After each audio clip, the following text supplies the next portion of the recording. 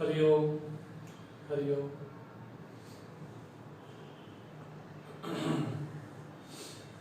आप सभी का स्वागत है, आप सभी का अभिनंदन है। समय का विशेष ध्यान रखते हुए आप शीघ्रातिशीघ्र उपस्थित हो, ऐसी प्रार्थना है।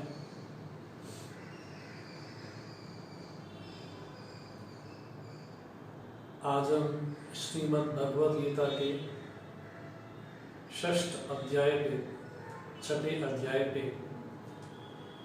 विहंगम दृष्टि से हम चर्चा करेंगे। पहले हम अपनी परंपरा को, भगवान को नमन करें, प्रणाम करें। उसके बाद हम आज के सत्र में प्रवेश करेंगे।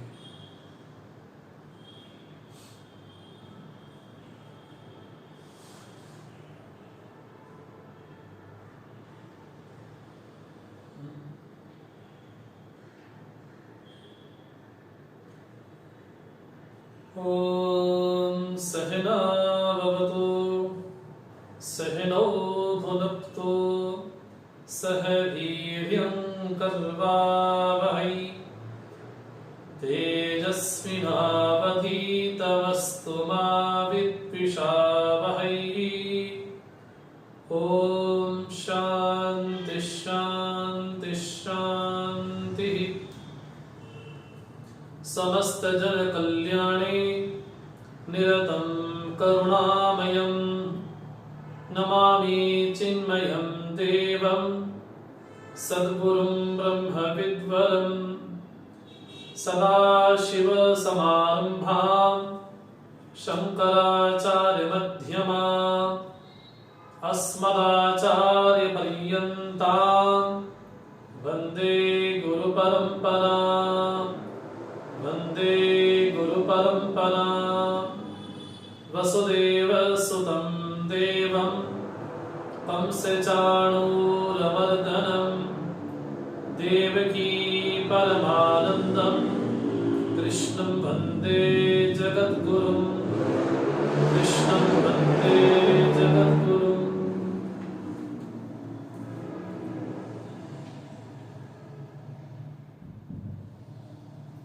हरिओम।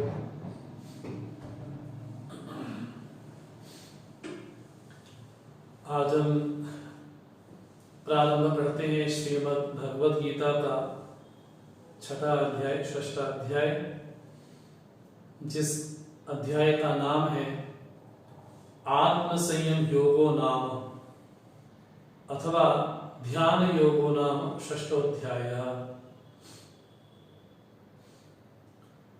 ध्यान शब्द सुनते ही हमारे चित्त में एक उत्सुकता पैदा होती है, एक जिज्ञासा विशेष पैदा होती है कि वास्तव में ध्यान है क्या और ध्यान की क्या विधि है,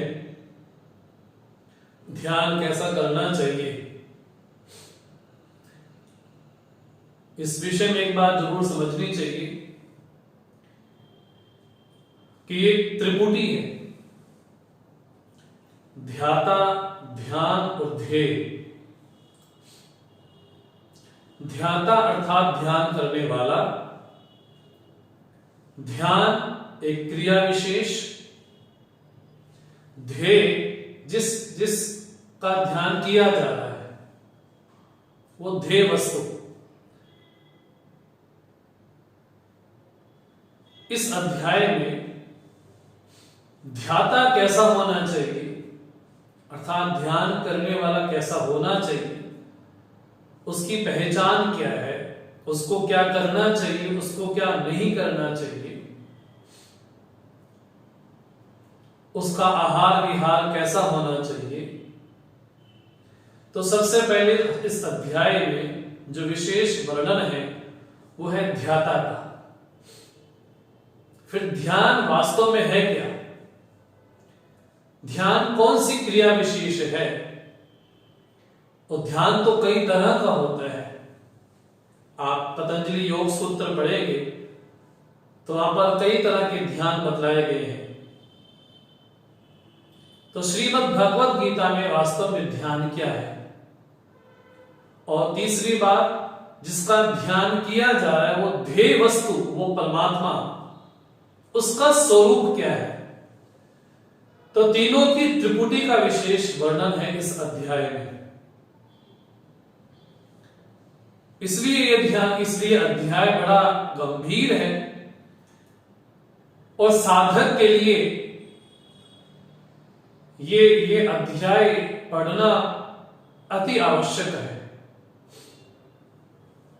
इस अध्याय विशेष में भगवान ने भले ही एक विषय दिया आत्म संयम या ध्यान योग, लेकिन उसके अंतराल में इस अध्याय में कई विषय आ जाते हैं, इसलिए अध्याय गंभीर भी है। जहां पहले 5 अध्यायों पे हम चर्चा करके आए हैं, विषादग्रस्त अर्जुन की स्थिति कहां तक पहुंची,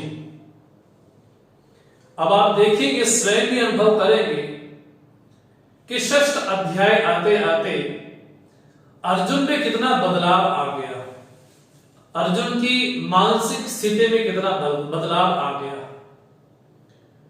तो भगवान ने 5 अध्याय तक विषाद योग, सांख्य योग, कर्म योग, ज्ञान कर्म संन्यास योग और कर्म योग, भगवान ने विशेष रूप से सांख्य बुद्धि का और योग बुद्धि का भगवान ने विशेष वर्णन किया।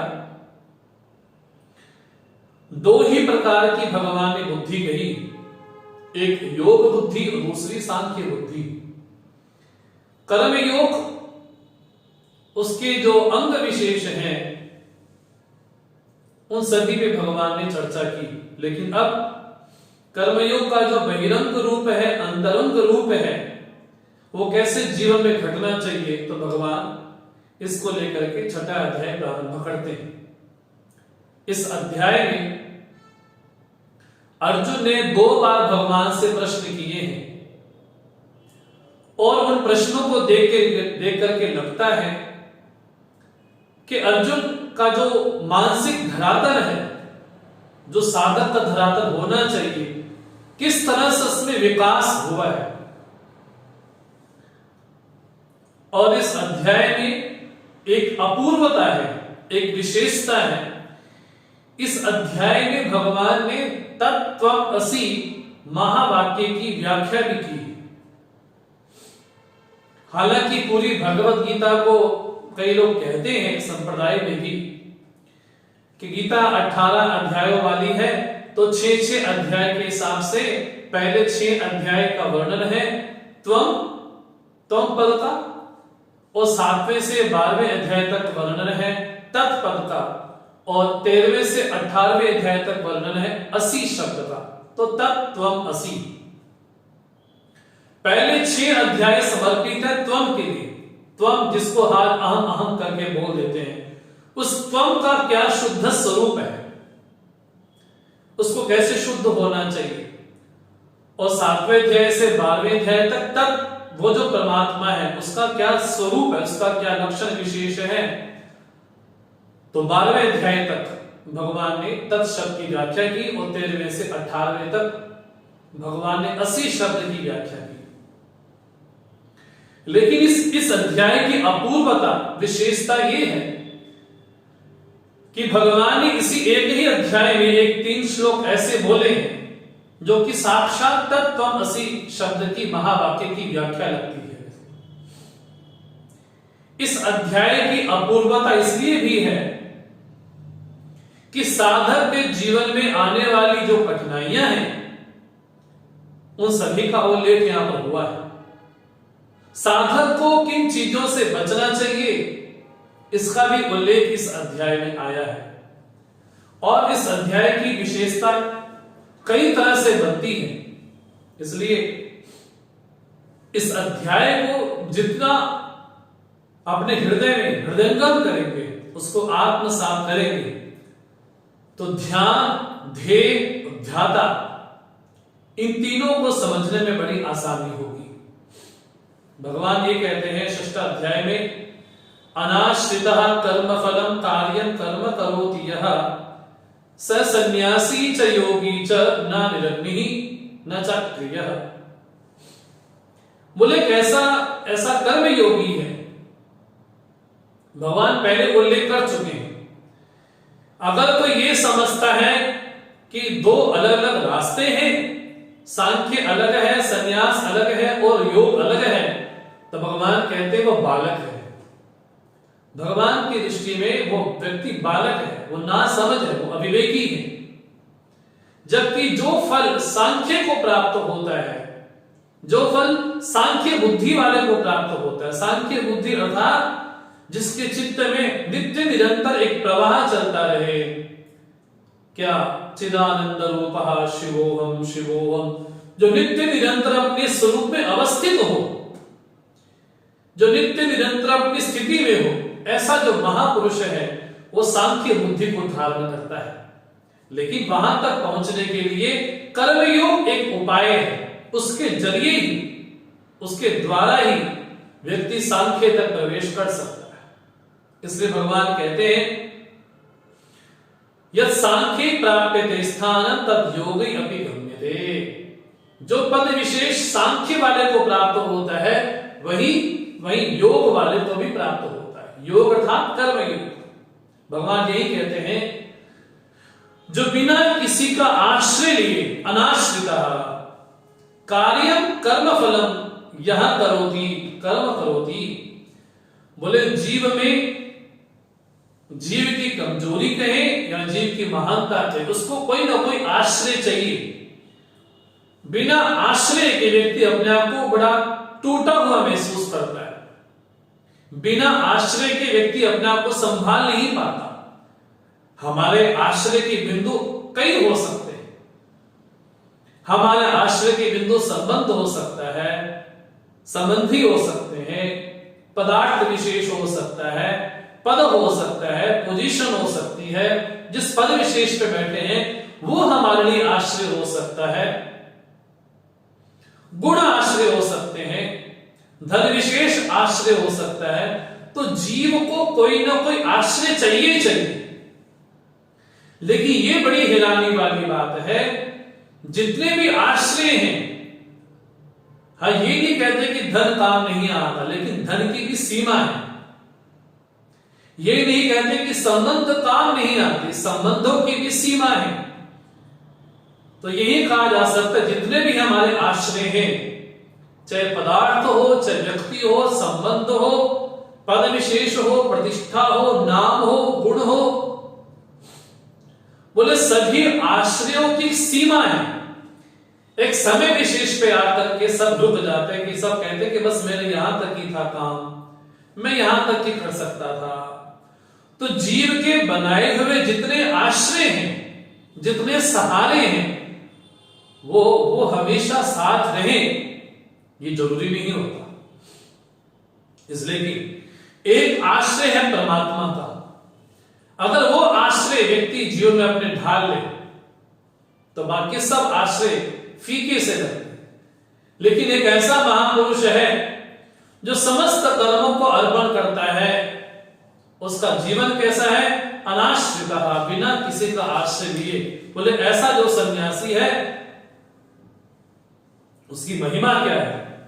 भगवान कहते हैं यम संन्यास समिति प्राहु योगम तम विद्धि पांडव नहीं असन्यस्त संकल्पः योगी भवति कश्चन।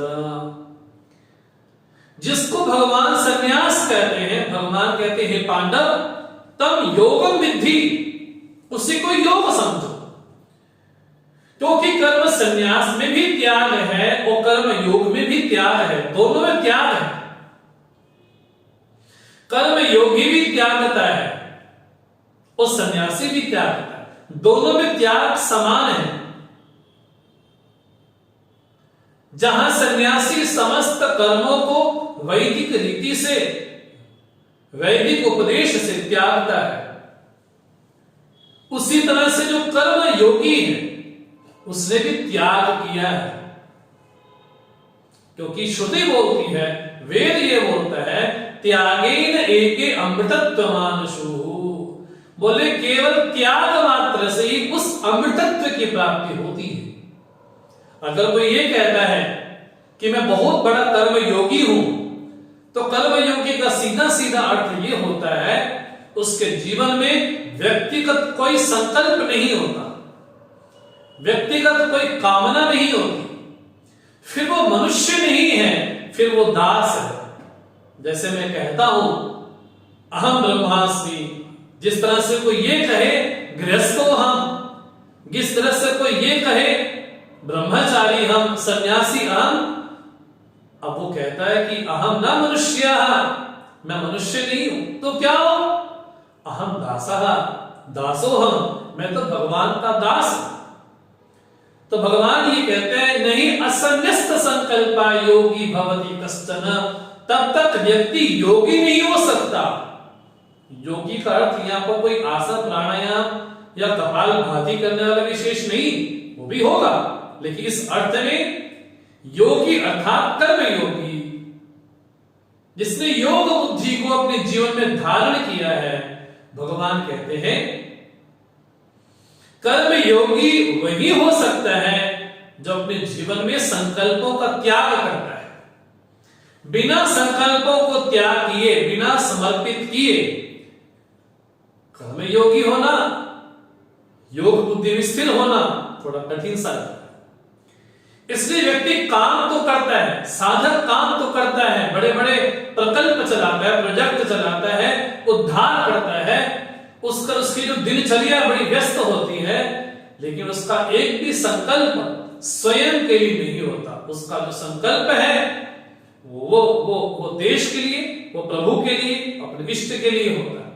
तो प्रेरणा देने वाला बोले परमात्मा ही। इसलिए तुलसी बाबा रामचरितमानस में कहते हैं उर प्रेरक रघुवंश विभूषण, बोले हमारे हृदय में प्रेरणा देने वाला, प्रेरित करने वाला कौन है? बोले हमारे भगवान राम ही है। इसलिए भगवान कहते हैं जब तक संकल्पों का त्याग नहीं होता तब तक संन्यास वृत्ति जीवन में नहीं ढल सकती। संन्यास में भी त्याग है और कर्म योग में भी त्याग है। त्याग की समानता के कारण दोनों एक ही हैं। इसलिए भगवान कहते हैं अब साधक को क्या करना चाहिए, क्या नहीं करना चाहिए। ये प्रश्न हम सभी लोगों के जीवन में आता है। एक है प्रवृत्ति, एक है निवृत्ति। प्रवृत्ति अर्थात करते रहो, काम करते रहो, कर्म करते रहो, करते रहो, लेकिन जीवन में प्रवृत्ति कब तक करें, उसकी सीमा क्या है? कब प्रवृत्ति से विराम लिया जाए, कब निवृत्ति में प्रवेश किया जाए, कब जीवन में उपरामता आए। ये ना हो कि 90 वर्ष की आयु भी हो गई और अभी भी लगा हुआ है कि प्रवृत्ति होती रहे, होती रहे, होती रहे, लेकिन प्रवृत्ति की एक सीमा है। तो भगवान बड़ा सुंदर उल्लेख करते हैं आरुक्षो मुने योगम कर्म कारणम उच्यते योगारूढ़स्य तस्यैव शमः कारणम उच्यते। बोले जो आरुक्षो है, जो भी चलना चाहता है, जो आरूढ़ होना चाहता है, जो ध्यान योग में आरूढ़ होना चाहता है, उसके लिए क्या कर्तव्य है? भगवान ने कहा कर्म कारणम उच्यते, उसको कर्म करना चाहिए, उसको प्रवृत्ति करनी चाहिए। लेकिन जो योग में आरूढ़ हो गया, जो योग में स्थित हो गया, अब उसके लिए तस्य एव शमः कारणम उच्यते, उसके लिए शम अर्थात उसकी निवृत्ति ही आवश्यक है।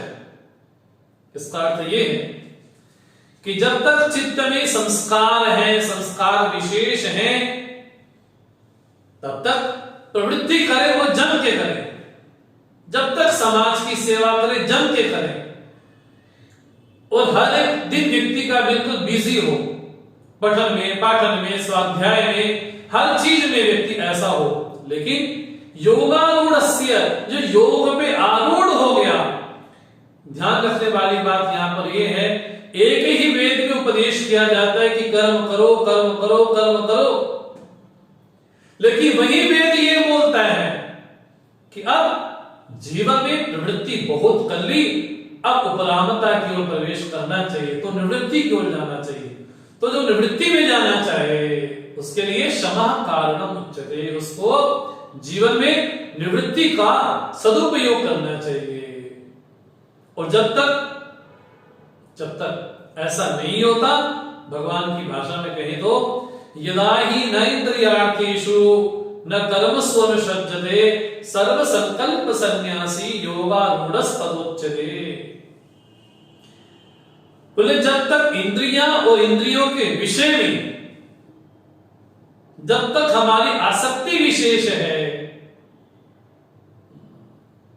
जब तक संकल्पों का त्याग नहीं किया है, तब तक योग पे आरूढ़ हो जाए ये थोड़ा मुश्किल लगता है। इसलिए हमारे जीवन में जो प्रवृत्ति होती है, तो प्रवृत्ति कराने वाला कौन है? तो सबसे पहले प्रवृत्ति करवाता है हमारे जीवन में विषयासक्ति। विषय में बड़ी आसक्ति है, इसके कारण व्यक्ति बड़ा प्रवृत्त रहता है कर्मों में। दूसरा प्रवृत्ति करने वाला साधन हेतु है कर्मासक्ति। व्यक्ति कर्म करो, ये करो, वो करो, ये करो, बिना कर्म के रह ही नहीं सकता है। वो तो कर्म करने की आसक्ति ही बन गई, तो जानबूझ के उसको पुश करके वो कर्म करवाती ही है। कौन? कर्मासक्ति। एक है फलासक्ति, ये करेंगे तो ये मिलेगा, ये करेंगे तो ये मिलेगा, क्योंकि सोचा अभी तक जीवन में यही है कि करने से ही मिलता है, करने से ही प्राप्त होता है। तो क्या होता है? फल के विषय में आसक्ति हो जाती है। ये कर्म मैंने किया है, इसका फल भी मुझे ही मिलना चाहिए। ये आइडिया मैंने दिया है, इसका फल मुझे ही मिलना चाहिए। कम से कम 2 शब्द मेरे बारे में कहा तो जाए समाज में। बोले प्रवृत्ति कराने वाला कौन है? बोले प्रवृत्ति कराने वाली विषयासक्ति है, या तो कर्मासक्ति है, या तो फलासक्ति है। और कर्मासक्ति ही विषयासक्ति में धकेलती है। ये करना है, ये करना है, वो करना है, ये करना है, वो करना है। अगर उसमें निजी संकल्प है तब तो प्रवृत्ति होती नहीं। अगर संकल्प व्यक्तिगत नहीं है, अगर संकल्प का उद्देश्य स्वार्थ नहीं है, अभी तो परमार्थ है, अभी तो प्रभु की सेवा है, फिर वो दासोहम करके बोलता है कि मैं तो दास बन के प्रभु का भक्त बन करके काम करता हूं, तब तो बढ़िया है। इसलिए भगवान कहते हैं जब तक संकल्पों का त्याग ना हो जाए तब तक योग पे कैसे आरूढ़ हो सकते हैं। अब भगवान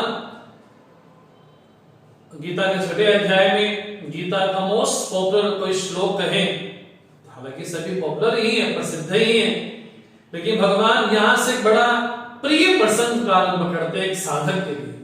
अब जो योग पे आरूढ़ हो गया, जो आलमुक्षु है, उसको जीवन में क्या साधन अपनानी चाहिए?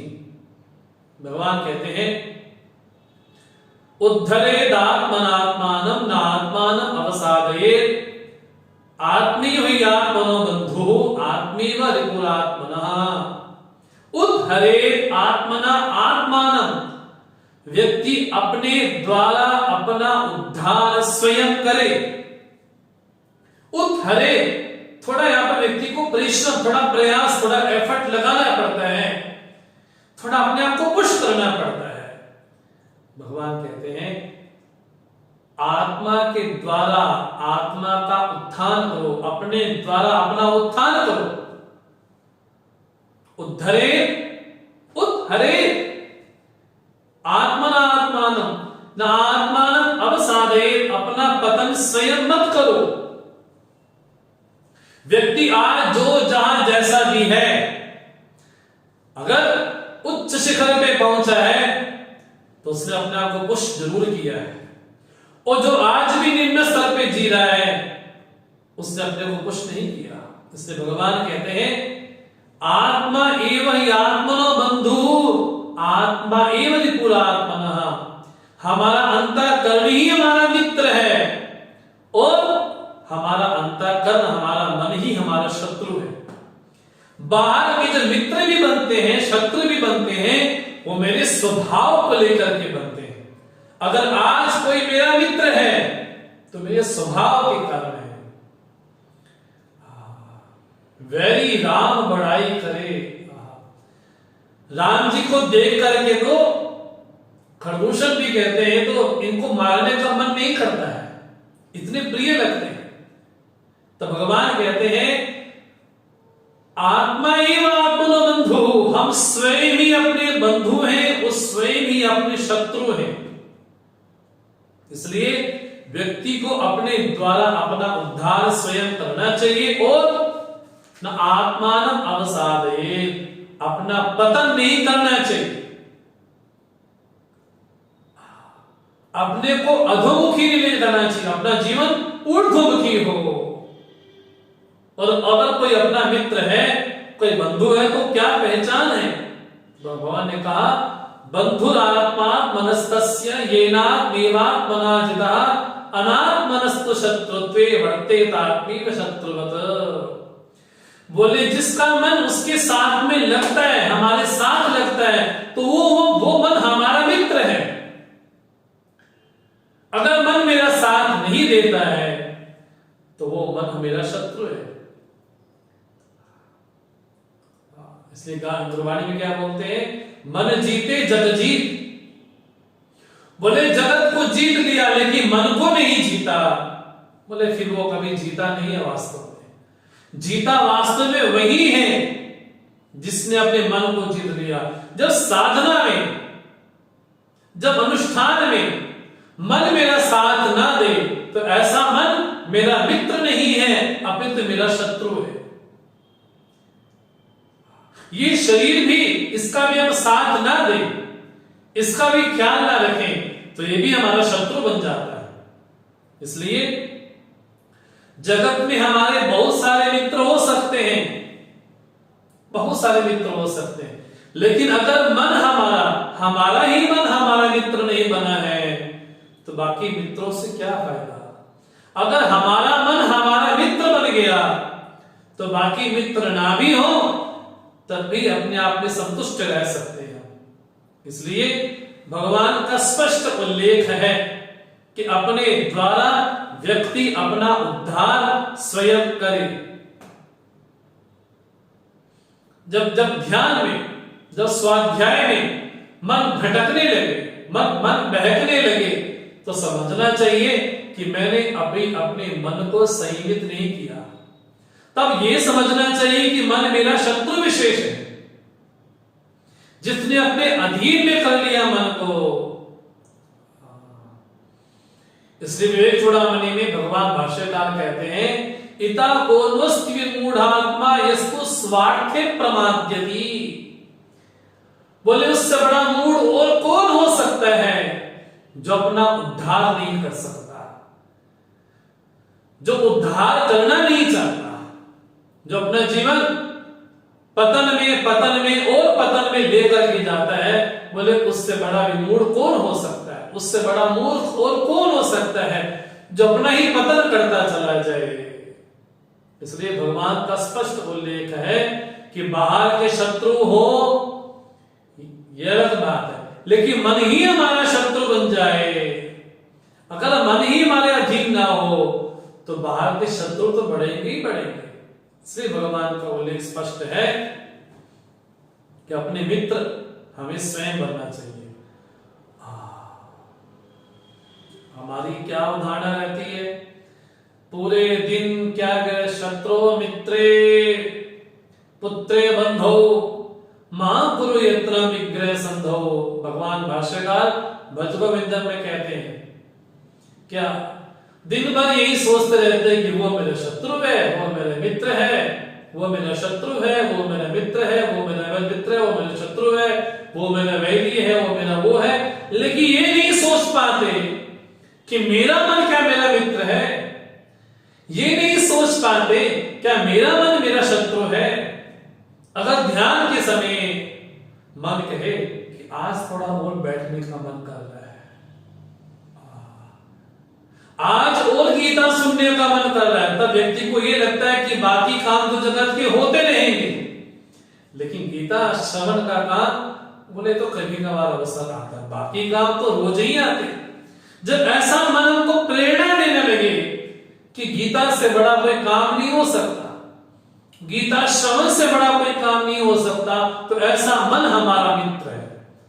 अगर वो कहे कि इसके अलावा भी बहुत सारे जो में सुख विशेष हैं, इसको छोड़ो, तो वो मन हमारा शत्रु हो जाता है। इसलिए भगवान कहते हैं जितात्मना प्रशांतस्य परमात्मा समाहिता शीतोष्ण सुख दुखेषु तथा मानापमानयो। बोले जिसका अंतःकरण कैसा, जित आत्मना, जिसने अपने कार्यकरण संघात पे, स्थूल शरीर पे और सूक्ष्म शरीर पे क्या विजय प्राप्त कर ली है, तो है, लेकिन वो उसके अधीन रहते हैं। बोले जित है। अब इंद्रियां वही देखना चाहती है वो जो देखना चाहे। अब इंद्रियां नहीं सुनना चाहती है वो जो सुनना चाहता है। अब इंद्रियां उसको धकेलती नहीं है कि वो सुनो, वो देखो, ये स्पर्श करो, ये पियो। अब जो इंद्रियों को कहलाना चाहता है, इंद्रियां उस तरफ से दौड़ती हैं। बोले ऐसा महापुरुष जितात्मनः, वो कैसा है? बोले प्रशांतस्य, उसका अंतःकरण बड़ा प्रसन्न है, प्रसन्न है अपने आप में। वो परमात्मा उसके सामने कैसा है? परमात्मा समाहिता। उसको ये नहीं लगता कि किसी लोक विशेष में परमात्मा बैठा है, उसको ये लगता है कि परमात्मा मेरे सामने ही। परमात्मा समाहिता, शीतोष्ण सुख दुखेषु। बोले उसके जीवन में सर्दी हो या गर्मी हो, शीतोष्ण सुख दुखेषु। बोले जितने भी जीवन में द्वंद्व आते हैं, द्वंद्व विशेष आते हैं, बोले उन द्वंद्वों से वो प्रभावित नहीं होता। शीतोष्ण सुख दुखेषु तथा मानापमानयो। बोले इसके जीवन से उसका अंतःकरण इतना संयमित हो गया, इतना एकाग्र हो गया है, अब वो द्वंद्वों से प्रभावित नहीं होता, द्वंद्वों से कभी घबराता नहीं। बोले ऐसा जो महापुरुष है वो कैसा है? जितात्मनः, जिसका अंतःकरण ऐसा हो गया है। और भगवान कहते हैं उसकी स्थिति अब कहां तक पहुंची है?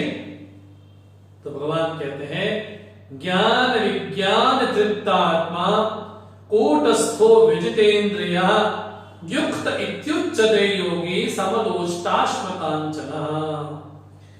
बोले सारा दिन व्यक्ति क्या करता क्या है वो? बोले ज्ञान में और विज्ञान में तृप्त रहता है। ज्ञान अर्थात शास्त्रों का अध्ययन। बोले जगत के ज्ञान भी तो ज्ञान ही है। जन्यम ज्ञानम जड़म ज्ञेयत्वा।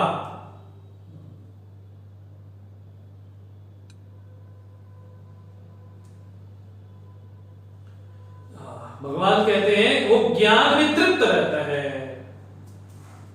किस ज्ञान में? बोले शास्त्रोक्त पदार्थानाम परिज्ञानम।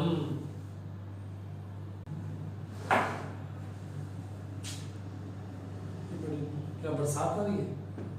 नहीं, वैसे लाइट चली गई।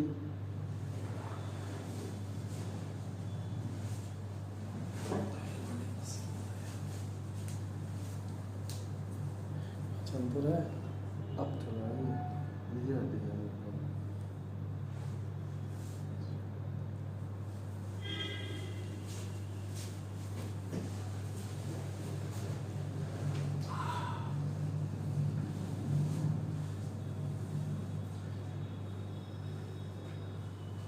क्षमा चाहते हैं, बिजली के कारण, लाइट के कारण ऐसी समस्या आ गई।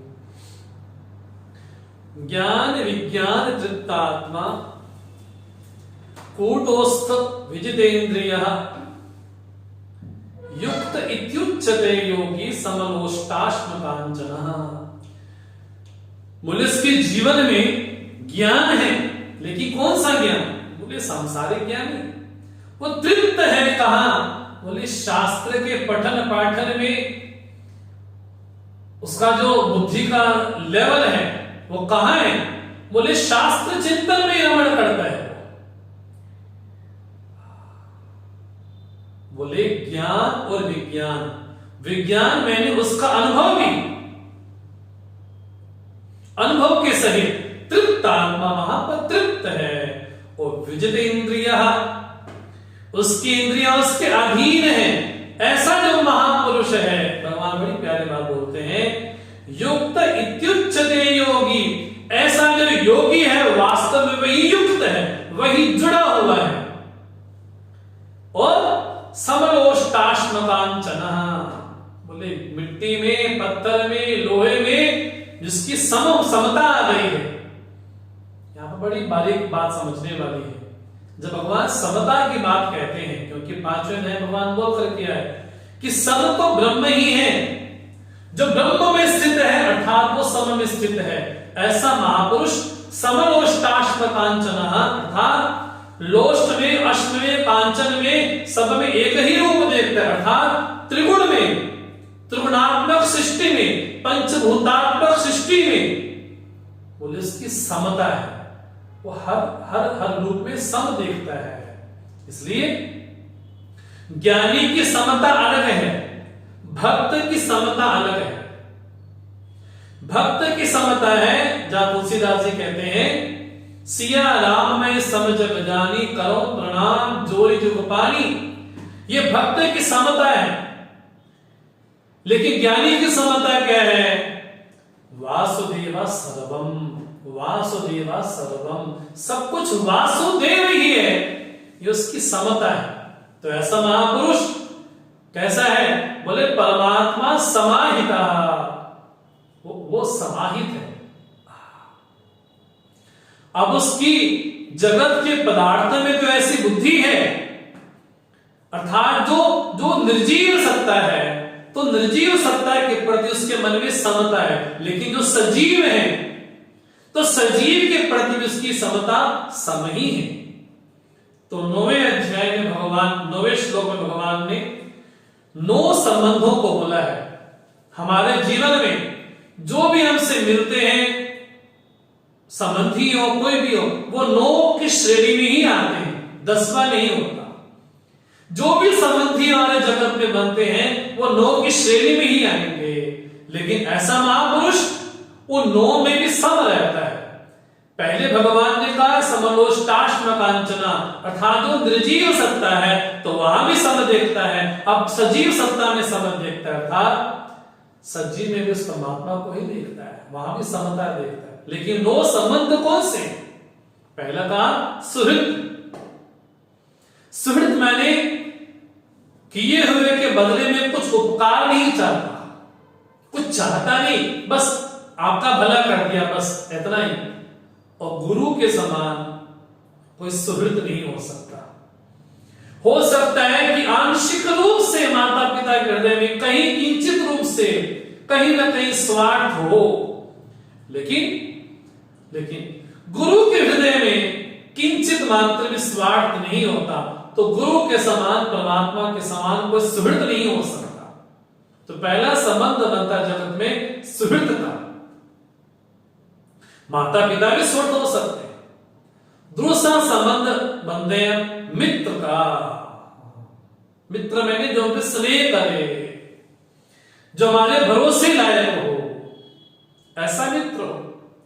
उदासीन, बोले कई समाज में लोग होते हैं, उनको ना सुहृद से मतलब है ना मित्र से। कैसे हैं? बोले उदासीन है, न कस्यचित पक्षम भजते, वो किसी का पक्ष नहीं लेते, लोग उदासीन, जो करना है करो भैया, हमें तो मतलब ही नहीं। तो कई लोग संसार में ऐसे भी होते हैं। मध्यस्थ, तीसरा कहा उदासीन, देखा मध्यस्थ, बोले दोनों की मध्यस्थता करवाते रहते हैं, ये कर ले तो ठीक रहेगा, ऐसा करना चाहिए। द्वेषी, बोले संसार में ऐसा कोई हो जिसके शत्रु ना हो। बोले अजात शत्रु तो युधिष्ठिर है, जिनका कोई शत्रु नहीं है। लेकिन एक मानव होने के नाते कोई शत्रु भी बन जाता है। और शत्रु बनने के लिए कोई विशेष पहचान नहीं चाहिए। वो ऐसा कपड़ा क्यों पहनता है, वो ऐसा बोलता क्यों है, वो ऐसा चलता क्यों है। तो जिसको द्वेष करना है वो कैसे भी द्वेष कर लेगा। बंधुषु, बोले हमारे बंधु भी होते, बोले इसको सखा बोल देते हैं हम। जिसकी ख्याति समान होती है वो सखा है। फिर कहा साधुषु, जगत में खाली मित्र, उदासीन, मध्यस्थ, द्वेषी बंधु ही नहीं होते, जगत में साधु सज्जन पुरुष भी होते हैं। और कहा पापेशु, जो पापी हैं, जो पाप में रमण करते हैं, भगवान कहते हैं ऐसा महापुरुष समबुद्धि विशिष्यते, उसकी सजीव सत्ता में और निर्जीव सत्ता में भगवान कहते हैं क्या, समता की स्थिति है। अब भगवान 10वें श्लोक से ध्यान की प्रक्रिया, ध्यान के साधन विशेष, ध्यान कैसे करना चाहिए, ध्यान के बहिरंग अंतरंग साधन क्या क्या बनते हैं, उससे क्या प्राप्त होता है, तो भगवान प्रारंभ करते हैं। अब ध्यान कैसे हो, अगर कोई ध्यानाभ्यासी है, अगर ध्यान कैसे होना चाहिए, उसकी विधि क्या है, तो भगवान बोलते हैं योगी युञ्जीत सततम आत्मानं रहसि स्थितः एकाकी यतचित्तात्मा निराशीर परिग्रह। बोले ऐसा जो योगी है, बोले नित्य निरंतर करता क्या है, बोले आत्मानं सततम आत्मानं स्थितः, सदैव उस आत्मा में रमण करता है। लेकिन साधन एकाकी, बोले एकांत का सेवन करता है। और एकांत स्वाभाविक भी हो सकता है और एकांत बनाया भी जा सकता है। इसलिए एकांत को भरने के लिए दिनचर्या भरपूर हो। जब तक एकांत को भरा ना जाए तब तक एकांत व्यक्ति को बड़ा कष्टकारी लगता है, बड़ा कठिन हो जाता है। जब तक एकांत को भरा ना जाए, बोले ऐसा महापुरुष निराशी ही, बोले आशा नहीं रखता। इसका मतलब कई लोग आक्षेप करते हैं ये तो अध्यात्म जगत में बड़े मूड होते हैं। अबे व्यक्ति को तो आशावादी होना चाहिए, व्यक्ति को तो महत्वाकांक्षी होना चाहिए। अगर आशावादी महत्वाकांक्षी नहीं होगा तो जगत का विस्तार कैसे होगा, लोग आगे कैसे बढ़ेंगे। आशा मतलब बोले जगत में बहुत सारी आशाएं के केंद्र हो सकते हैं, बहुत सारी आशा होंगे, लेकिन जहां आशा होगी वहां भय भी होगा। अगर नहीं मिला तो क्या होगा, अगर नहीं मिला तो क्या होगा, नहीं मिला तो क्या होगा। इसलिए क्या बोलते हैं, आशा एक राम जी से दूसरी आशा छोड़ दे। बोले जगत में जगत के पदार्थों से, संबंधों से आशा ये बड़ी भयानक लगती है। इसलिए भगवान बोलते निराशी ही अपरिग्रह, बोले तो परिग्रह न करे, क्योंकि जितना ज्यादा परिग्रह होगा उतना व्यक्ति को भय लगेगा, और जितना कम परिग्रह होगा उतना व्यक्ति का हृदय भयभीत नहीं होगा। इसलिए भागवत कहती है परिग्रह हो, लेकिन कितना हो, तो कहा यावदर्थम परिग्रहम, जितनी आवश्यकता है उतना ही परिग्रह किया जाए, बस। अब भगवान विधि बताते हैं कि ध्यान की क्या विधि है, कौन सी विधि है। तो भगवान ने कहा सबसे पहले तो ये देखो कि अपने कमरे में, अपने निवास स्थान में एक पवित्र जगह ढूंढो। कहा शुचौ देशे प्रतिष्ठाप्य स्थिरमासनम् आत्मनः नात्युच्छ्रितम् नातिनीचम् चैलाजिन कुशोत्तरम्। शुचौ देशे बोले ऐसा स्थान हो जो पवित्र हो, क्योंकि स्थान का भी प्रभाव पड़ता है, बहुत प्रभाव पड़ता है। अगर आप ऐसी गली से गुजर जाओ जहां पर हर जगह व्यक्ति जानवरों को काटा जाए, तो वहां पर आपका चित्त स्थिर नहीं रह सकता, बड़ा तामसिक हो जाएगा। कहो कि कोई फर्क नहीं पड़ता, बोले मंदिर में जाते हैं तो वहां बड़े वाइब्रेशन होते हैं, बड़े पवित्र वातावरण होता है। घर में अगर स्थान ऐसा नहीं बनाया है तो बड़े काटने को पड़ता है। इसलिए भगवान कहते हैं शुचौ देशे प्रतिष्ठाप्य स्थिरम, बोले पवित्र जगह पे आसन धारण करो, पवित्र जगह पे। और पवित्र जगह स्वाभाविक भी हो सकती है और संस्कारित भी हो सकती है। कोई गंगा का किनारा भी हो सकता है, नर्मदा जी का किनारा भी हो सकता है, हिमालय की गुफा भी हो सकती है, लेकिन अपना घर भी हो सकता है। तो क्या कहते हैं भगवान, एक अपना आसन होना चाहिए। आसन के विषय में कोई नहीं बोले दोनों पति पत्नी दोनों बैठ सकते, ना भैया ना, वो आसन आपका है, वो आसन हमारा है। हाँ, जो साधक के लिए एक आसन के बारे में कहा गया, क्योंकि वस्तु का अपना प्रभाव होता है। जिस तरह से मन का धर्म होता है उस तरह से वस्तु का भी धर्म होता है। वस्तु में भी संस्कार विशेष पड़ते हैं। तो आसन कैसा हो? बोले स्वयं का हो। कैसा हो? ना तुच्छतम ना नीचम, ना ज्यादा ऊंचा हो ना ज्यादा नीचा हो। बोले कैसा हो? चैला जन कुशोत्तम, उस पे कुशा हो, मृग चर्म हो, उस पे वस्त्र बिछाया जाए। जैसी सुविधा हमारी हो उसके अनुसार हमको ऐसा करना चाहिए। बोले आसन पे बैठ के क्या करें? बोले कपाल भाती करो। बोले नहीं। अब आसन पे बैठ के क्या करो? तो निंदा चुगली करो। बोले ना। अब आसन पे बैठ के करें क्या? तो भगवान कहते हैं तत्र एकाग्रम मना कृत्वा यत चित्तेन्द्रिय क्रिया उपविश्यासने युज्या योगम आत्मविशुद्धये। बोले उस आसन पे बैठ करके कैसे? एकाग्रम, मन को एकाग्र करके, और प्रत्याहार करे। क्या? यत चित्त इंद्रिय क्रिया, प्रत्याहार करे वहां पर बैठ करके। और उस आसन में बैठ के करें क्या? बोले अंतःकरण की शुद्धि के लिए, अंतःकरण की पवित्रता के लिए योगम युज्या, योग का आलंबन ले, योग का सहारा ले। लेकिन बैठे कैसे? भगवान ने कहा समम काय शिरोग्रीवम। बोले हमारी जो काया है, सर है और गर्दन है, बोले एक ही सीध में हो।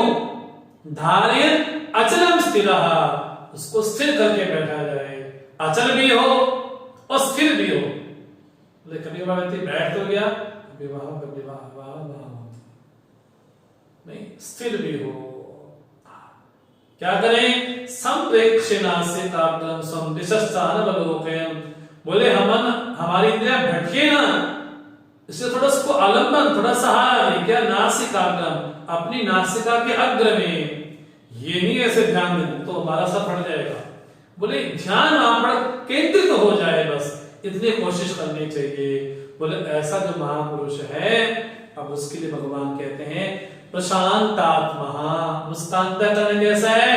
बोले शांत रूप में बैठ गया। विगत भी, बोले भय नहीं है जीवन में, क्योंकि जहां परिग्रह होगा वहां भय जरूर होगा। जहां आशा होगी वहां भय जरूर होगा। जहां लाभ होगा वहां भय जरूर होगा। इसलिए भगवान कहते हैं विगत भी। बोले साधक को कौन सा भय? बोले साधक के मन में सबसे बड़ा भय एक ही है। क्या? अगर मैं ही नहा रहा तो क्या होगा? ये कोई ध्यानाभ्यासी हो तो समझ सकता है। जब वो ध्यान में कहीं गंभीर चला गया, उसको लगता है सब कुछ तो चला गया, अगर मैं ही चला गया तो क्या होगा? कुछ बचेगा ही नहीं। तो उसको अपनी जीवत्व के खोने का भय रहता है। उसको लगता है कि मैं ही नहीं रहूंगा तो सब खत्म हो जाएगा। बोले विगत भी, बोले हो भी भय समाप्त हो गया। ब्रह्मचारी व्रते स्थितः, बोले बड़ा संयमित है।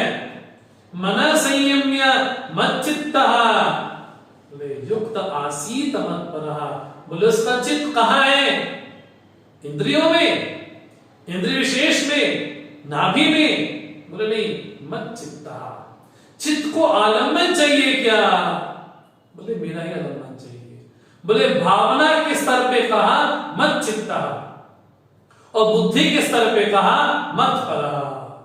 बोले परम किसको, श्रेष्ठ किसको माने? बोले मुझे माने।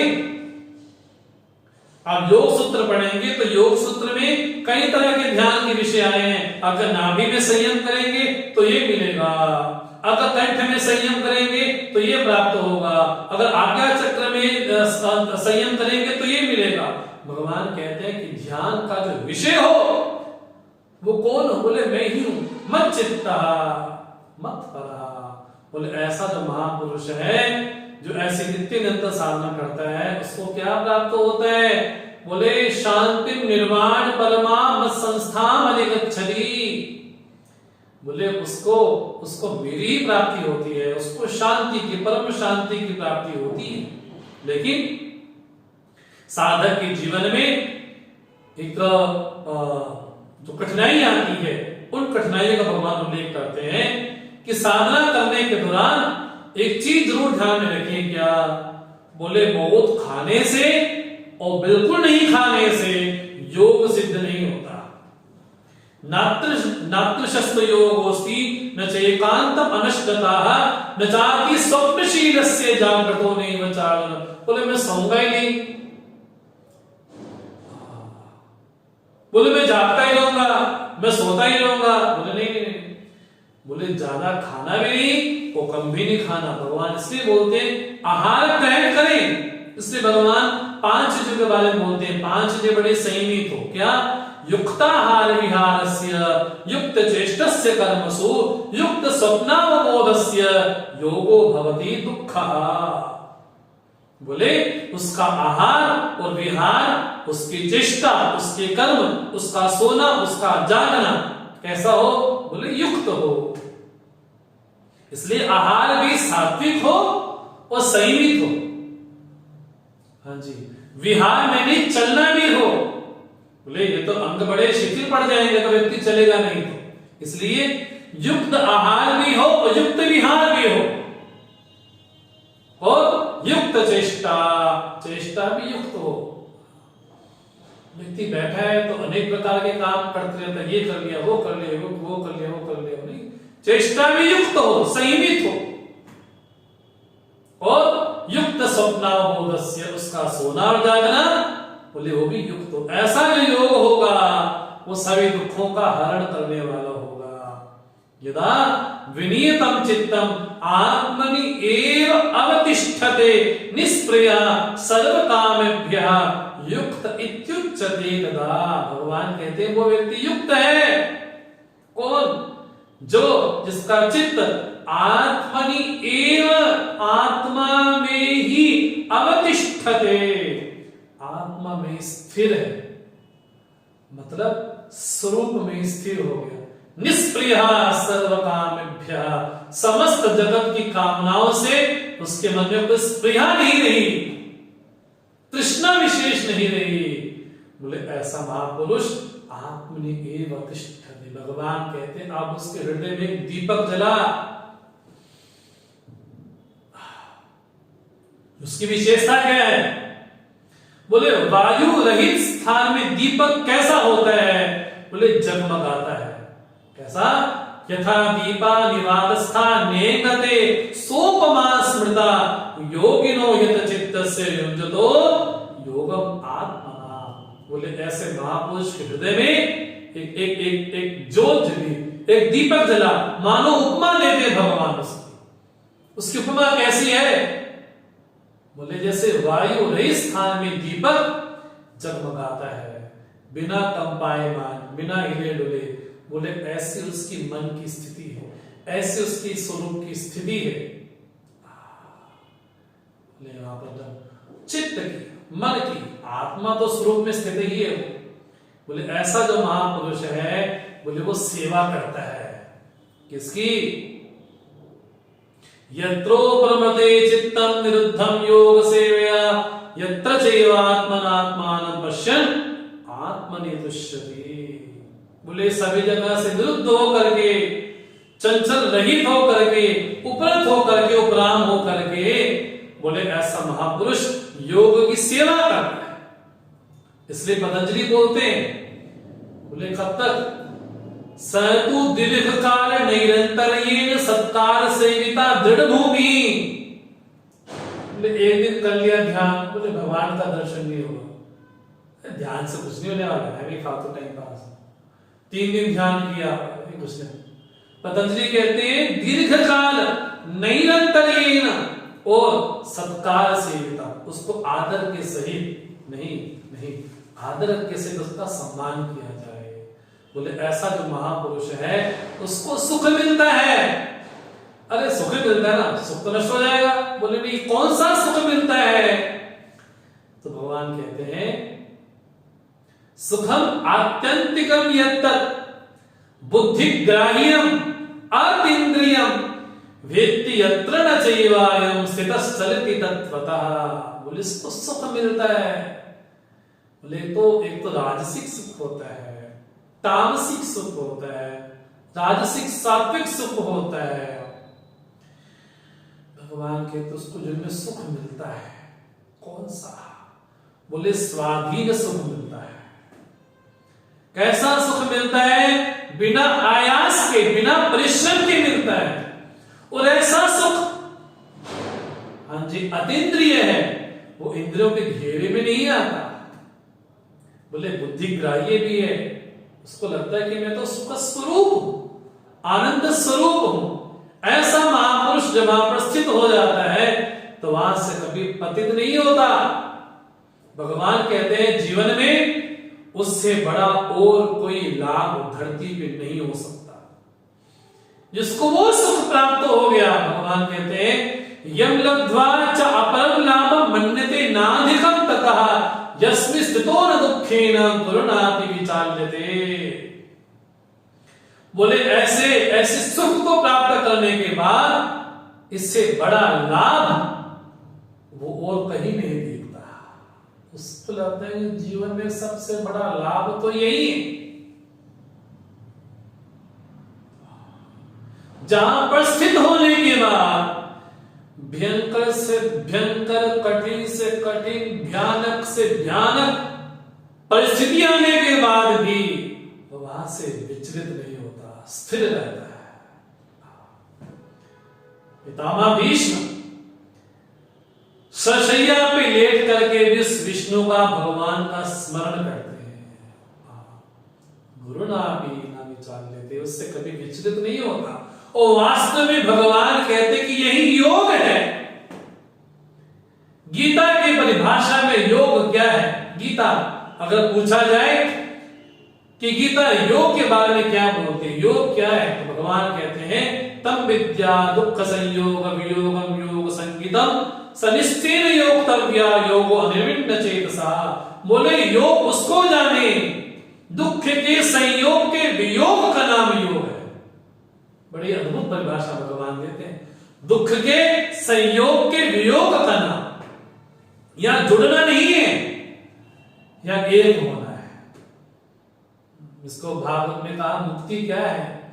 बोले अन्यथा रूपम स्वरूपेण व्यवस्थित ही हित्वा अन्यथा रूपम। जो अन्यथा रूप है उससे अलग हो जाना ही मुक्ति है। भगवान कहते गीता की भाषा में योग क्या है? जुड़ना। बोले नहीं, एक हो जाना योग है। वियोग हो जाना, किससे? जगत के अनित्य पदार्थों से वियोग हो करके उसमें स्थित हो जाना। किसमें? प्रभु में, उस आत्मा में, उस ब्रह्म में स्थिर हो जाना। बोले ऐसा जो योग हो, योग करे, देखिए खिन्न होके नहीं, चिड़चिड़ेपन से नहीं, अनिर्विण्ण चेतसा। बोले वहां पर समस्त संकल्पों का, कामनों का त्याग करके, संकल्प प्रभवान कामान त्यक्त्वा सर्वान अशेषतः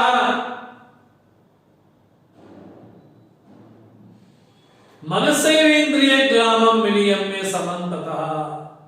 बोले मन के सहित जो हमारे इंद्रियों का ग्राम है, काम है, हाँ जी, वो कैसा? बोले संयमित है।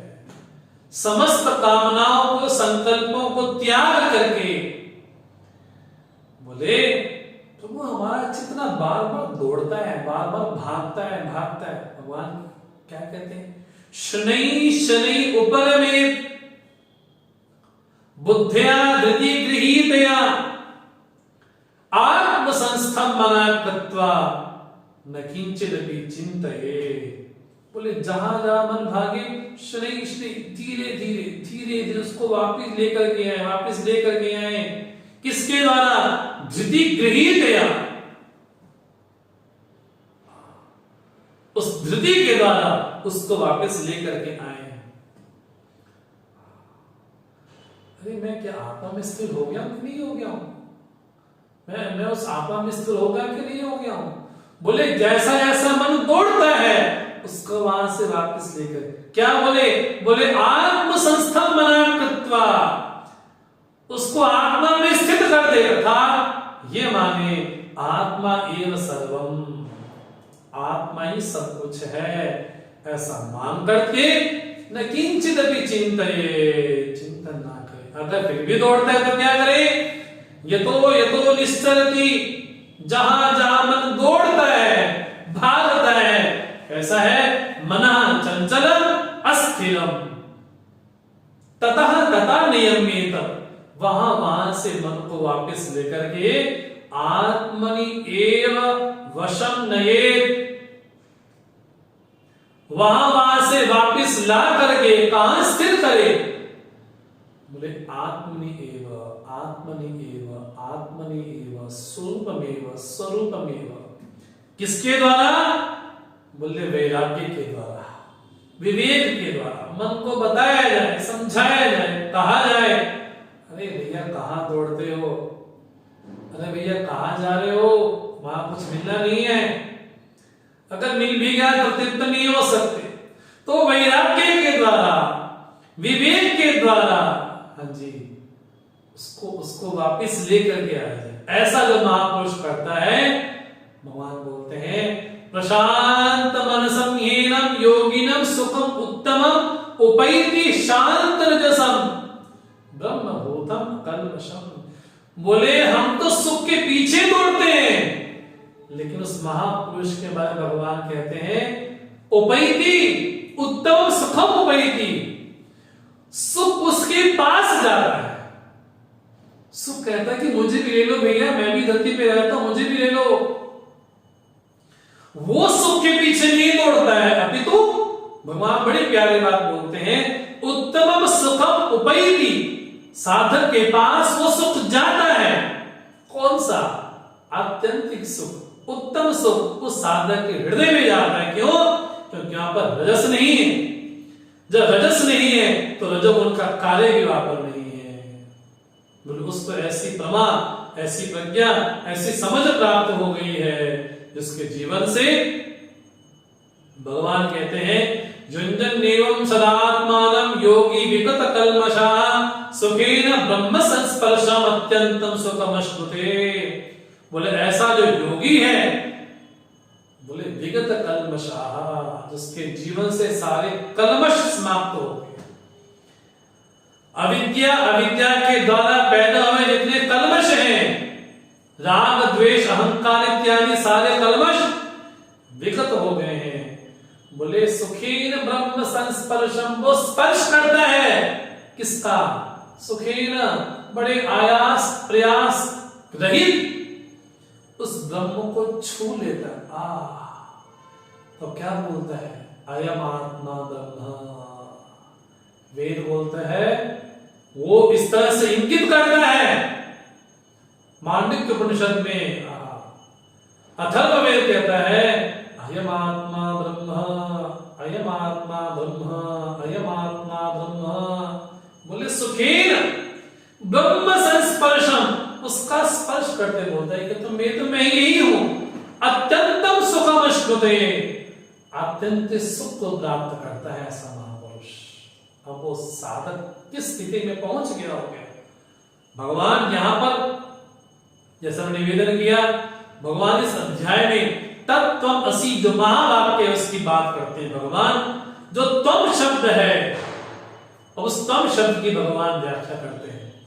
सर्वभूतस्थम आत्मानं सर्वभूतानि चात्मनि ईक्षते योग युक्तात्मा सर्वत्र समदर्शनः। बोले ऐसा महापुरुष त्वम शब्द को बिल्कुल शुद्ध कर देता है, परिशुद्ध कर देता है। जैसे महावाक्य ना, तत्त्वम असि, जो त्वम पद का वाच्यार्थ लक्ष्यार्थ है, जिसको त्वम बोलते हैं भगवान, तत्त्वम असि, तुम वही हो। वो त्वम कौन है वास्तव में? वो त्वम का शुद्ध रूप क्या है?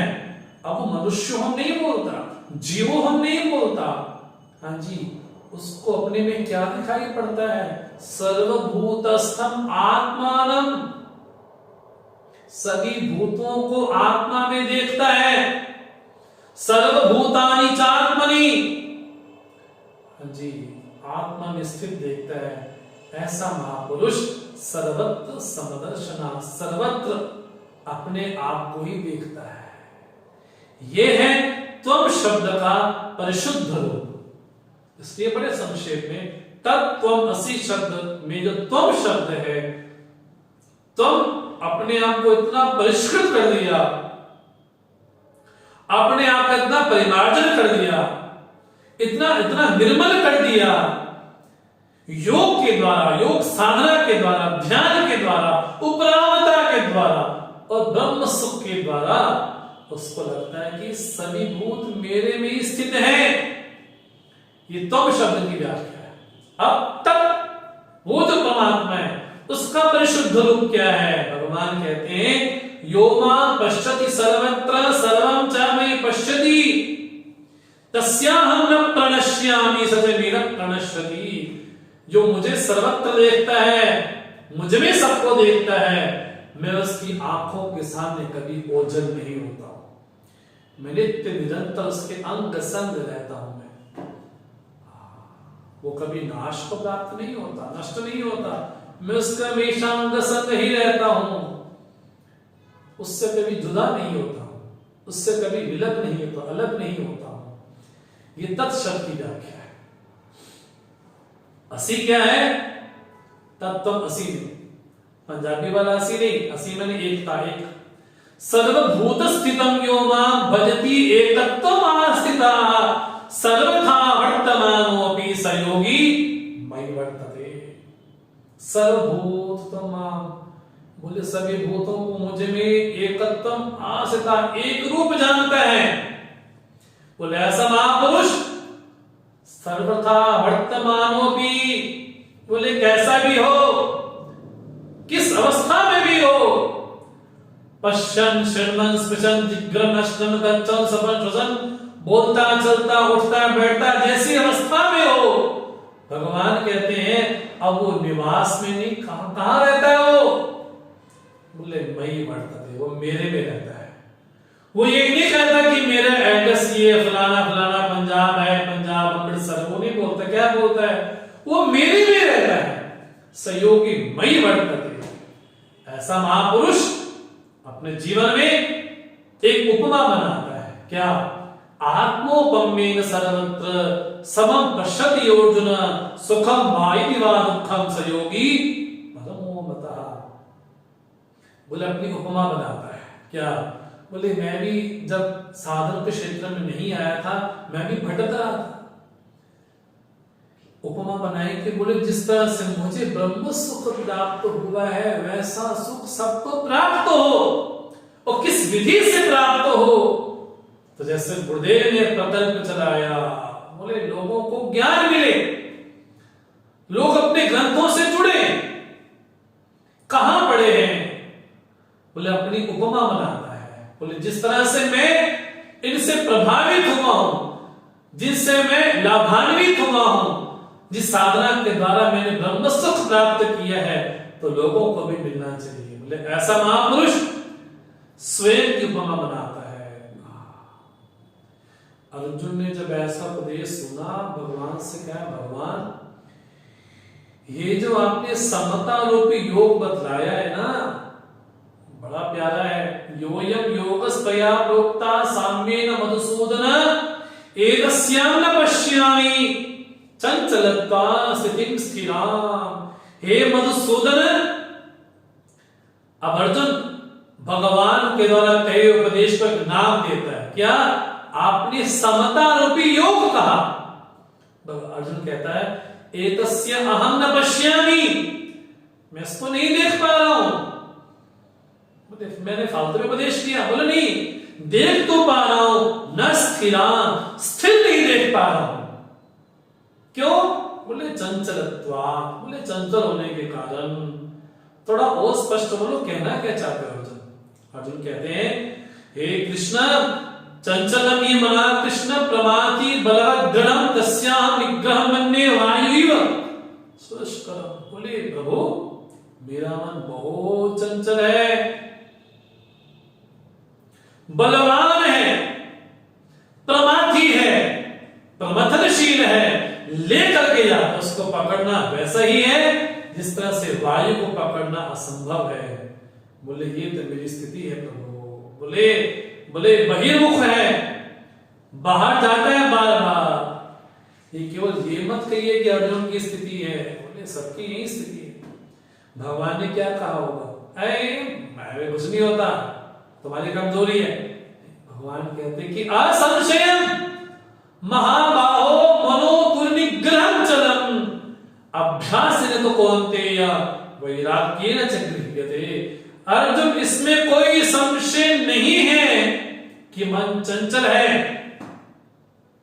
इसमें कोई संशय नहीं है कि मन प्रमादी है, इसमें कोई संशय नहीं है कि मन बलवान है। मैं तुम्हारी बात का खंडन नहीं करता है, लेकिन ये कौन्तेय अभ्यासेन वैराग्येन च गृह्यते। बोले अभ्यास के द्वारा। हाँ जी, अभ्यास मैंने बोले चित्त की एक ऐसी स्थिति जहां पर वृत्तियों को बार बार वही लाया जाए, बार बार अभ्यास किया जाए। करत करत अभ्यास ते जड़मति होत सुजान।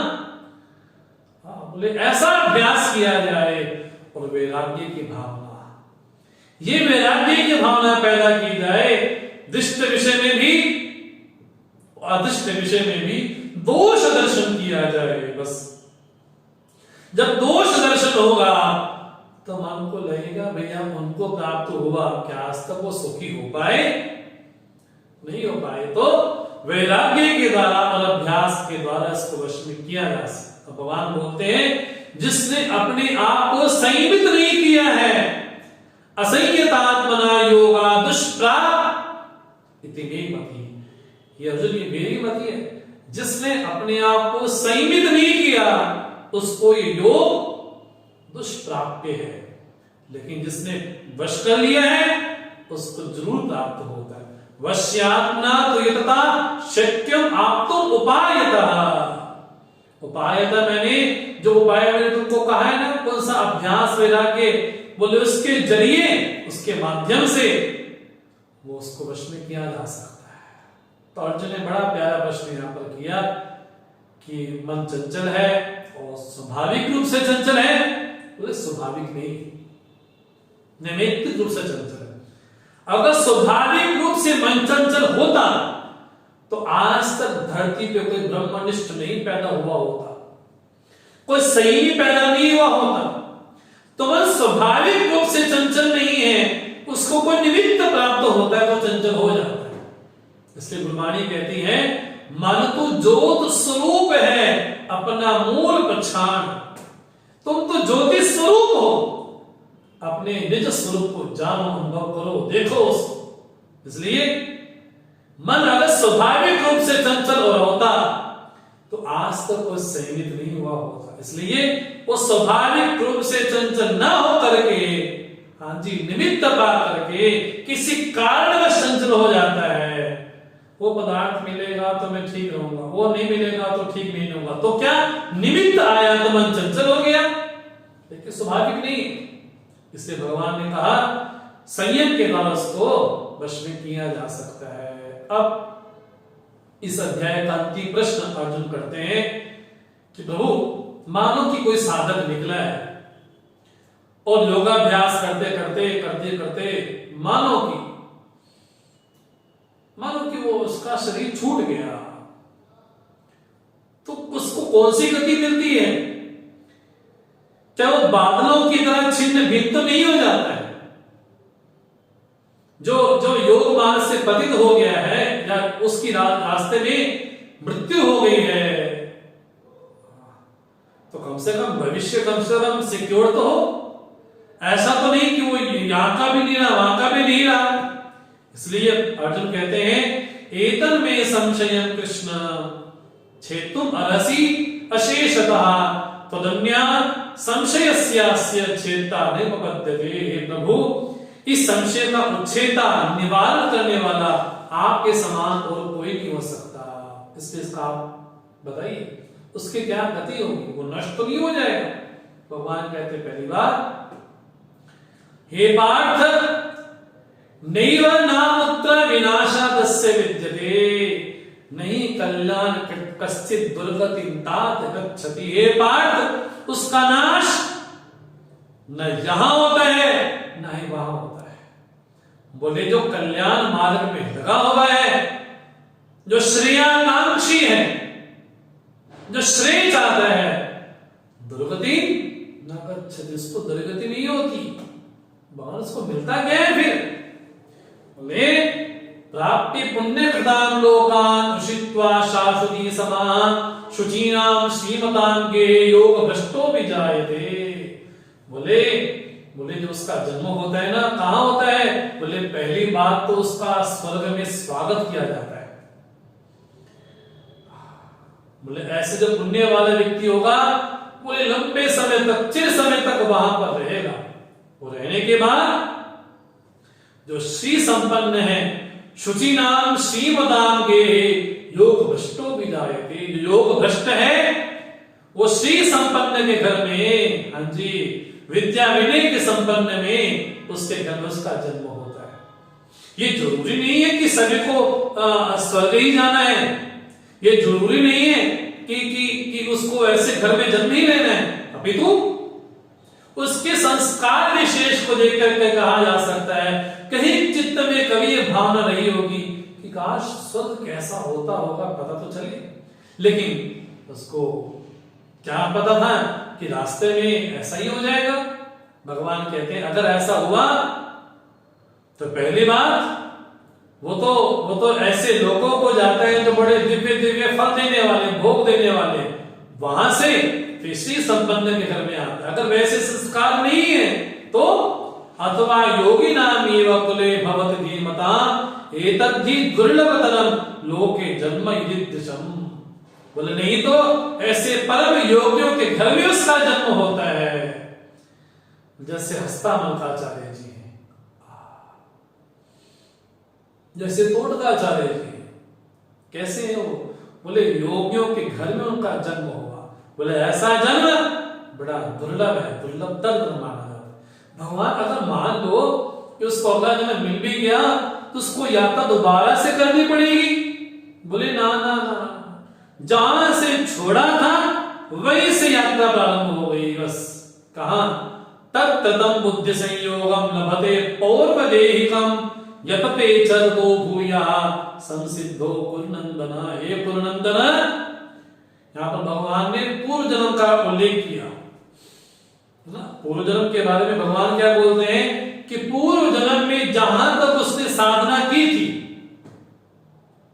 हाँ जी, अब वहीं से प्रारंभ करता है। उसको दोबारा से एबीसी शुरू नहीं करना पड़ता। जहां उसकी यात्रा समाप्त हुई थी वहीं से प्रारंभ करता है वो बहुत शीघ्र ही, बहुत शीघ्र, अति शीघ्र उसको प्राप्त कर लेता है। बोले पूर्वाभ्यासेन तेन व ह्रियते ह्यवशोऽपि सा जिज्ञासुरपि योगस्य शब्द ब्रह्माति वर्तते। बोले ऐसा जो अभ्यासी होगा, पूर्वाभ्यासी होगा, ऐसा कई हम समाज में देखते हैं कि वो बचपन से ही उनकी रुचि संगीत में थी, बचपन से उनकी रुचि किसी वाद्य यंत्र में थी, किसी से सीखा नहीं, लेकिन फिर भी वो करने लगे। बोले वो क्या है? बोले पूर्व जन्म के संस्कार विशेष होते हैं। बोले ये उस महापुरुष की क्या बात बताए। अगर कोई जिज्ञासु भी है, बोले शब्द ब्रह्माति वर्तते, उसको पार कर जाता है वो। लेकिन यवशोपी, बिल्कुल विवशोपी नहीं। लेकिन ऐसा महापुरुष प्रयत्नाद्यतमानस्तु योगी संशुद्ध किल्बिषा अनेक जन्म संसिद्धा ततो याति पराम गतिम। बोले प्रयत्न करके सारे किल्बिषों को, पापों को दूर करके मेरी प्राप्ति कब? बोले अनेक जन्म संसिद्धा। बोले अनेक जन्मों में जो पुण्यार्जन किया, साधना की, तब जाकर के मेरी प्राप्ति होती है। इसका मतलब जिसको भी उस परमात्मा के दर्शन हुए वो ये दुस्साहस नहीं करता कि मेरे परिश्रम से मिला। उसको लगता है कि मेरे किए तो नहीं मिला। उसको ही लगता है कि मैंने इतना बड़ा प्रयास तो नहीं किया। उसको लगता है कि मेरे परिश्रम से प्राप्त नहीं हुआ। उसको तो ये लगता है कि कि भगवान ने मानो कि अपने कोमल हाथों का स्पर्श करके मुझे जीव भाव से उठा करके ब्रह्म भाव तक पहुंचा दिया। उसको ये लगता है, हाँ जी, जैसे बिल्ली अपने बच्चे को दांत से पकड़ती है और उठा करके रख देती है, फिर भी कोई निशान, कोई घाव नहीं होता। उस साधक को तो यही लगता है कि मेरे प्रयास से नहीं हुआ, मेरे परिश्रम से नहीं हुआ, उसको तो यही लगता है कि सहज हुआ। भगवान जब ये बोलते हैं अनेक जन्म संसिद्धा, अनेका जन्मों में किए गए जो पुण्यार्जन है, तपो याति पराम गतिम, तब जाके उसकी प्राप्ति होती है। इसलिए भगवान कहते हैं तपस्विभ्योऽधिको योगी ज्ञानिभ्योऽपि मतोऽधिकः कर्मिभ्यश्चाधिको योगी तस्मात् योगी भव। अर्जुन, हे अर्जुन, तपस्वी बहुत हैं, समाज में बहुत तपस्वी हैं, बहुत तपस्वी हैं। जो संगीतज्ञ होते हैं वो किसी तपस्वी से कम नहीं होते। हाँ जी, जो राजनीति के क्षेत्र में होते हैं वो भी बड़े तपस्वी होते हैं। हाँ जी, जो व्यवसायी होते हैं वो भी बड़े तपस्वी होते हैं। हाँ जी, ज्ञानी भी बहुत होते हैं, शास्त्रों का पठन पाठ बहुत है उनको, कर्मी भी बहुत होते हैं। लेकिन भगवान कहते हैं क्या, तुमको तो बोलता हूं तुम योगी बनो, तस्मात् योगी भव। अर्जुन, तुम तो योगी बनो। कौन सा? बोले कर्म योगी बनो, जीवन में योग बुद्धि धारण करो, कर्म योगी बनो। जीवन में समस्त कर्म अपने संकल्प के लिए ना हो, समस्त कर्म प्रभु की प्रीति के लिए हो। इसलिए एक जीवन होता है इच्छा परायण, एक जीवन होता है कर्तव्य परायण, एक जीवन होता है प्रभु परायण। इच्छा वाला जीवन तो सभी जीते ही हैं। इच्छा आ गई तो कर लिया, इच्छा नहीं तो नहीं किया, इच्छा हो गई तो बैठ गए, इच्छा नहीं है तो नहीं बैठे। बोले जो कर्तव्य परायण होगा उसको लगता है इच्छा हो या ना हो, लेकिन मेरा कर्तव्य मुझे करना चाहिए। लेकिन कर्तव्य परायण से भी श्रेष्ठ है कौन? प्रभु परायण। बोले उसके जीवन में कर्तव्य नहीं होता। लक्ष्मण जी जब राम जी वनवास को जाते हैं ना, तो राम जी खूब समझाते लक्ष्मण को, तुम्हारा दायित्व बनता है, तुमको माता पिता का ख्याल रखना चाहिए। मैं जा रहा हूं और भरत भी यहाँ पर नहीं है, शत्रुघ्न यहाँ पर नहीं है, तुमको ख्याल रखना चाहिए। तो भगवान लक्ष्मण को कर्तव्य का उपदेश देते हैं। लेकिन लक्ष्मण कहते हैं प्रभु मैं तो आपके परायण हूं, मैं कर्तव्य परायण वाला नहीं हूं, मैं तो प्रभु परायण वाला जीवन जीता हूं। इसलिए भगवान कहते हैं तस्मात् योगी भव, इसलिए योगी बनो। बाकी बहुत कुछ अब तक बन चुके हैं, बन के बिगड़ भी चुके हैं, लेकिन योगी बनो। इसलिए भगवान कहते हैं योगिना अपि सर्वेषां मद्गतेन अंतरात्मना श्रद्धावान भजते यो मां स मे युक्ततमो मतः। बोले सभी योगियों में क्या? सर्वेषां मद्गतेन अंतरात्मना। बोले नाभि पे संयम नहीं करना है, कंठ में संयम नहीं करना है, हृदय में संयम नहीं करना है। किसमें? मद्गतेन अंतरात्मना, उसका चित्त मेरे में ही रमण करे। और श्रद्धावान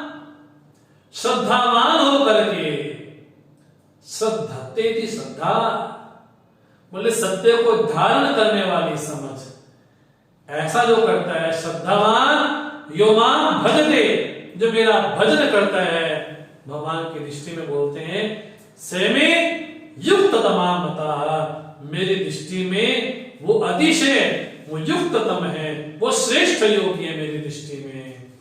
तो भगवान ने यहां तक उपदेश किया। तो हम छठे अध्याय में देखते हैं भगवान ने ध्याता के बारे में, ध्येय के बारे में और ध्यान क्रिया के बारे में, और हमारा उद्धार कैसे हो इसके बारे में।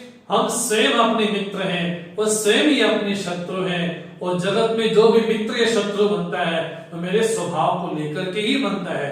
वो ध्यान की क्या विधियां हैं, ध्यान कैसे करना चाहिए, तो भगवान ने पूरे सांगो पांगो होकर के उन सभी विधियों का उल्लेख यहाँ पर किया है। तो इस तरह से इस अध्याय का नाम जो आत्म संयम है, इस अध्याय का नाम ध्यान योग भी है। इस तरह से बड़े संक्षेप में, बड़ी विहंगम दृष्टि से हमने इस अध्याय को देखा है। तो पुष्पिका वाक्य करते हुए इस अध्याय का समापन करते हैं। ओम तत्सत इति श्रीमद् भगवद गीतासु उपनिषत्सु ब्रह्म विद्यायां योग शास्त्रे श्री कृष्णार्जुन संवादे ध्यान योगो नाम षष्ठोऽध्यायः। कल शाम को हम मिलेंगे पुनः 5:30 बजे, जहां हम चर्चा करेंगे गीता का 7वां अध्याय, जिसका नाम है ज्ञान विज्ञान योगो नाम सप्तमोऽध्याय। तब तक के लिए आज्ञा चाहते हैं आपसे। ओम सर्वे भवन्तु सुखिनः, सर्वे सन्तु निरामयाः, सर्वे भद्राणि पश्यन्तु, मा कश्चित् दुःखभाग् भवेत्। असतो मा सद्गमय, तमसो मा ज्योतिर्गमय, मृत्युर्मामृतं गमय। ओम पूर्णमदः पूर्णमिदं पूर्णात् पूर्णमुदच्यते, पूर्णस्य पूर्णमादाय पूर्णमेवावशिष्यते। ओम शांति शांति शांति। हरि ओम। श्री गुरुभ्यो नमः। हरि ओम।